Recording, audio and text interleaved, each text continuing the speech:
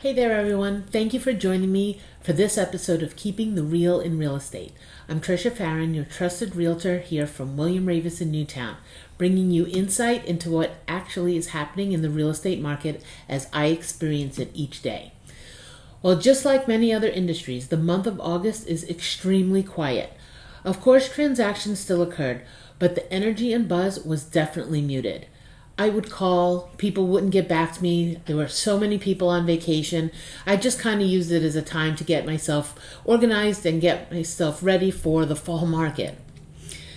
That being said, I did take a look at the August numbers for Fairfield County and the entire state of Connecticut.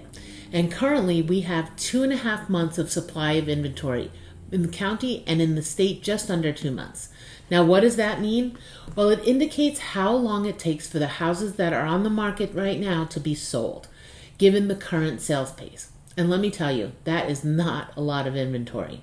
The rule of thumb is 6 months of inventory is a balanced market, less than 6 months is a seller's market, and over 6 months is a buyer's market.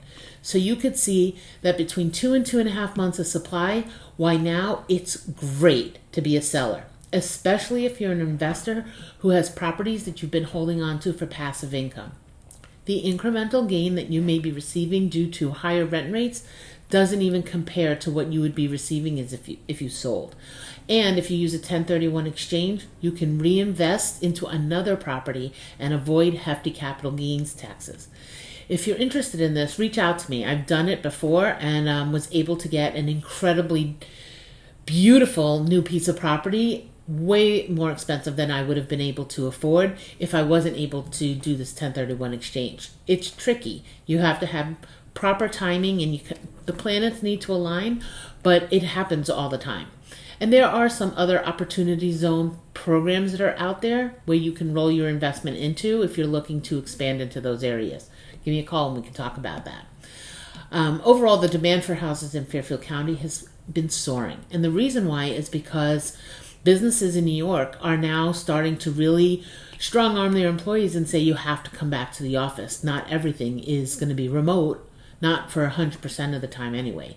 So those who in last year or 2 years ago were willing to move to pretty much any part of Connecticut because they were working from home now are forced to stick to the lower Fairfield County or Fairfield County areas, Western Connecticut a little bit.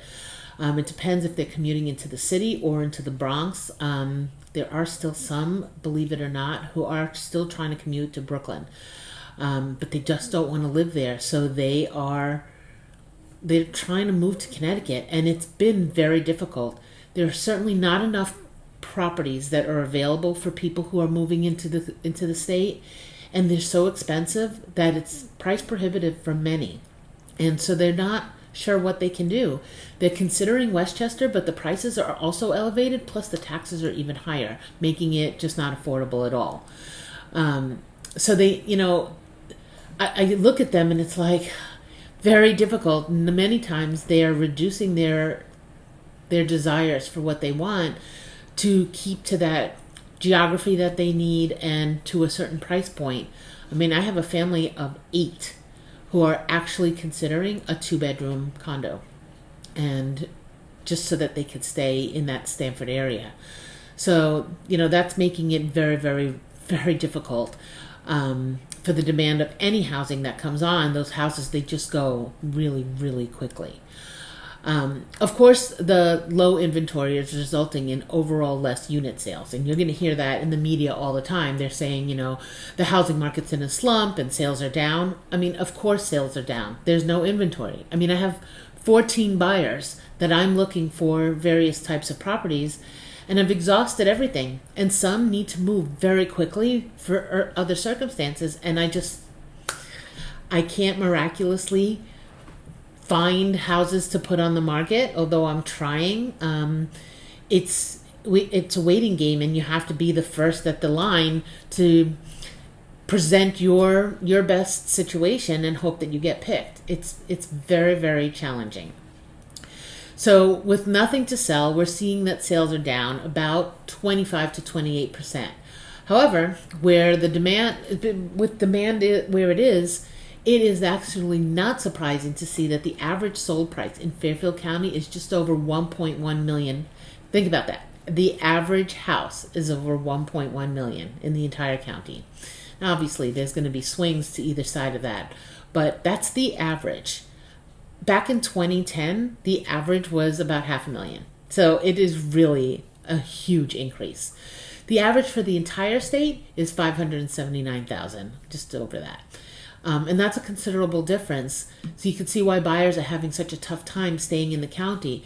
And all over, we're still seeing property selling for just over asking price.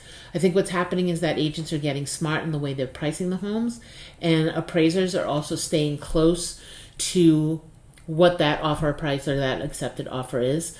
So homes are still selling when they actually come on the market, and they're staying just over that asking price point. As we move into fall market, I'm hoping to see more starter homes hit the market to cover the demand for the first-time buyers as well as those who are downsizing. I'd love to see, the whole thing is a trickle effect. When the first-time buyers buy a house, that allows those folks to buy the executive homes or the manager's homes, and then those can go into the much more luxury market. And then on the backside, when the luxury market homes sell, then they can start buying up those starter homes or smaller homes as well. And it continues to just circle. But we're just not seeing it. It's like instead of a smooth circle, it's going stop, pause, backwards.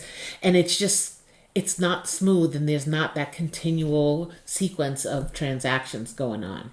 So let me tell you, if you're sitting on a 3-bedroom, 2-bath home in Lower Fairfield County, let's talk, because I can get that house sold for you in literally 2.26 seconds.